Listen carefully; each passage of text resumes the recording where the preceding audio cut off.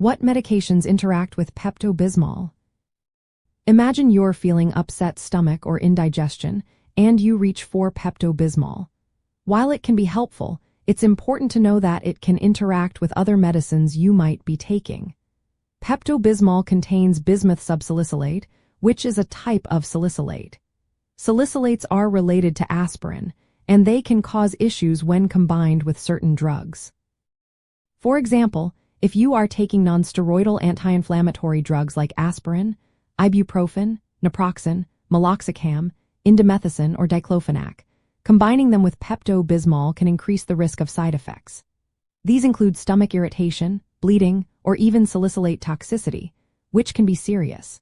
It's especially important for people with stomach ulcers or bleeding disorders to be cautious because salicylates can worsen ulcers or increase bleeding risk.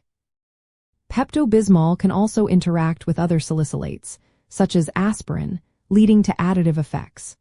If you're on blood thinners like warfarin, Pepto-Bismol might enhance their blood thinning effect, raising the chance of bleeding. Patients on blood thinners should always check with their healthcare provider before using Pepto-Bismol. People with diabetes should be aware that bismuth subsalicylate can affect blood sugar control.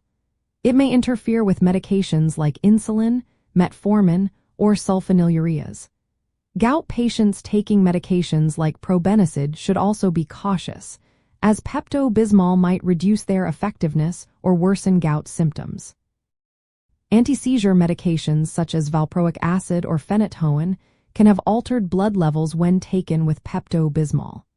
Similarly, for those on methotrexate, a medication used for certain autoimmune conditions and cancers, interactions could increase toxicity.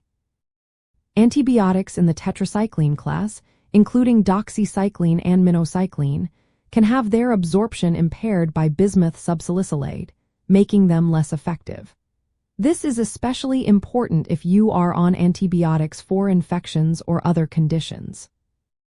Because Pepto-Bismol can potentially worsen stomach ulcers or increase bleeding risk, it's vital for anyone with active ulcers to consult their healthcare provider before use. Elderly individuals may be more sensitive to these interactions, and children or teenagers should avoid Pepto-Bismol after viral infections due to the risk of Reye's syndrome, a rare but serious condition. In summary, Pepto-Bismol interacts with many medications mainly because of its salicylate content. These interactions can increase bleeding risk, reduce drug effectiveness, or worsen ulcer symptoms. If you have peptic ulcer disease or are on any of these medications, always talk to your healthcare provider before using Pepto-Bismol. They can help you determine if it's safe and appropriate for your specific situation, ensuring you get relief without unintended harm.